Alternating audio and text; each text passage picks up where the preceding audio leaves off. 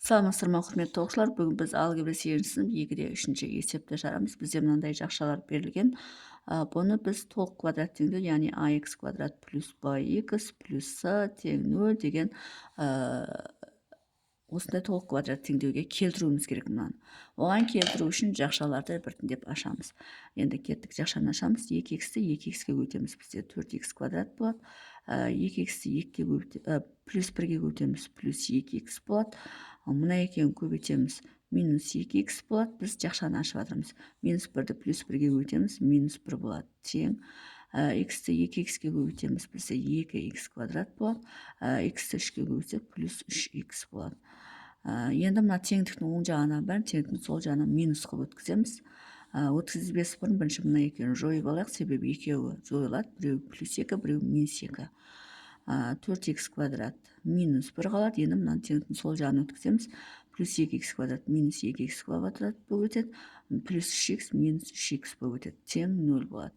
Енді мына 4x квадрат пен 2x квадрат ұқсас мүше болғандықтан қосамыз. 4-тен 2-ні алсақ бізде 2x квадрат болады. Мынау өзі ғана болғандықтан минус 3x жазамыз.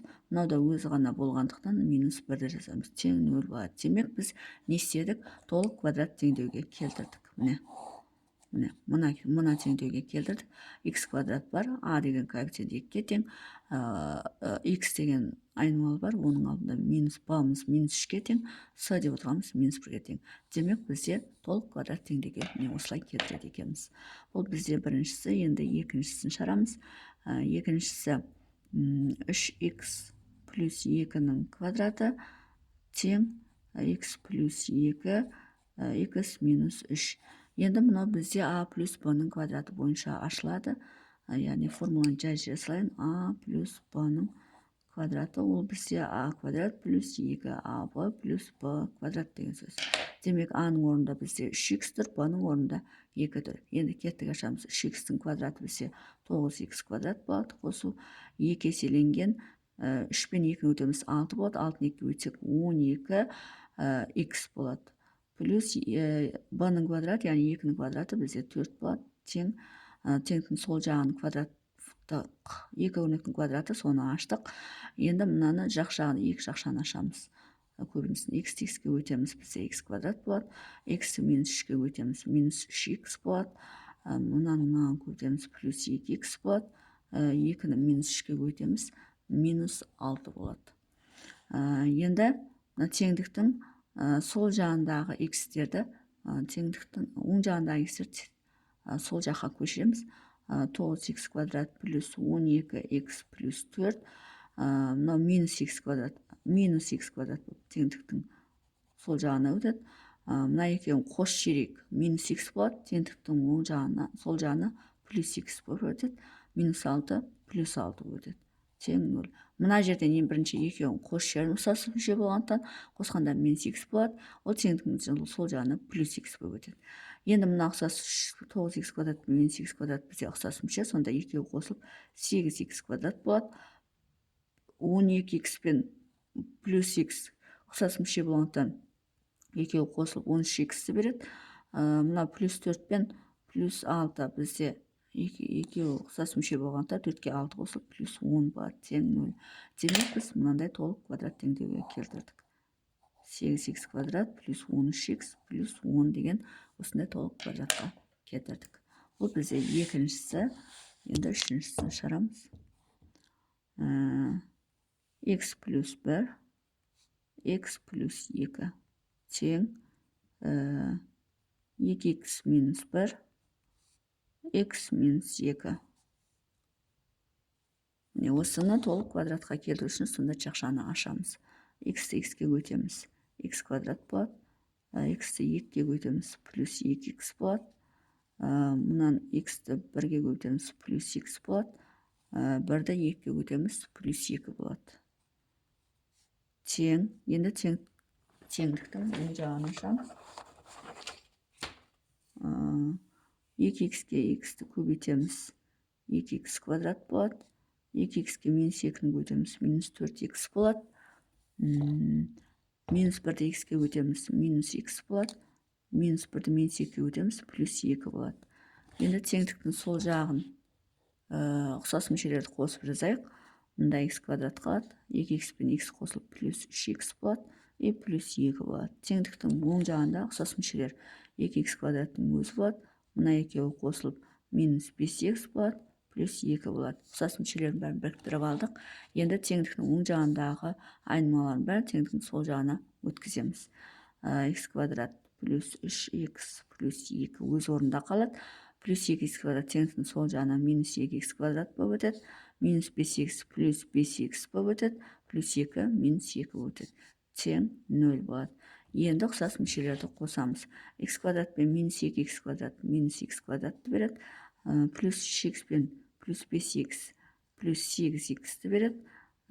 Плюс 2 мен минус 2 жойылады. Тең 0 болады. Сонда бізде толық квадрат емес, бізде толымсыз квадрат теңдеу шықты. Толық емес. Өйткені бос мүшелер жойылып кетті. Бұл бізде үшіншісі. Минус x квадрат плюс 8x плюс 0 деген жауап шығады үшіншісінен. Енді төртіншісін шығарамыз. Төртіншісі бізде 4x квадрат минус 2x 3x плюс 1 тең 5. Мұналар сол күйінше жазылады 4x квадрат. Енді жақшаны ашамыз. Мұна екеуін көбейтеміз. Минус 6x квадрат болады. Мұна екеуін көбейтеміз. Минус 2x болады. Тең 5 болады. Мұна екеуі ұқсас мүше болғандықтан екеуі қосылып минус 2x квадратты береді. Мұна минус 2x өз болғандықтан өз жазылады. Мұна плюс 5 тең сол жағына минус 5 болып өтеді. Тең 0 болады. Сонда бізде мынандай толық квадрат теңдеу болады. Осындай толық квадрат теңдеуге келеді. Бесіншісі 3y квадрат, қателестім. X плюс 3x минус 2 тең 4x плюс 5 2x минус 3. Міне осы жақшаларды ашу керек. Мұна екеуін көбейтеміз бізде 3x квадрат болады. Мұна екеуін көбейтеміз минус 2x болады. Мұна екеуін көбейтеміз 9x болады. Мұна екеуін көбейтеміз бізде минус 6 болады. Тең. Мұна екеуін көбейтеміз бізде 8x квадрат болады. Мұна екеуін көбейтеміз минус 12x болады. Мұна екеуін көбейтеміз плюс 10x болады. Мұна екеуін көбейтеміз минус 15 болады. Енді теңдіктің сол жағын ұқсас мүшелерді қосамыз. 3x квадрат. Мұна екеуі қосылып бізде плюс 7x болады. Минус 6 болады. Тең. Теңдіктің оң жағынан 8x квадрат қалады.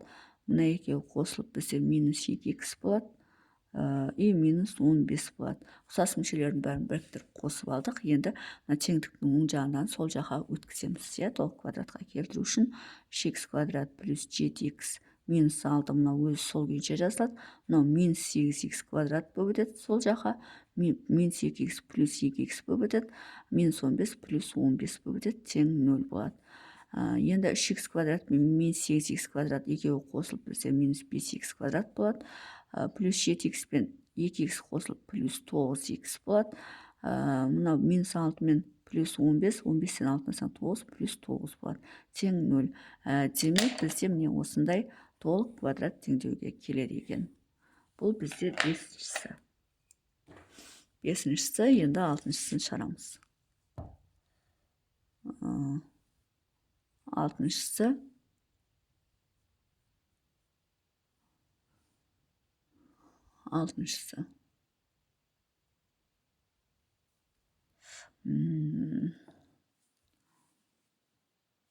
x квадрат плюс 1 минус x 1 минус 3x тең x.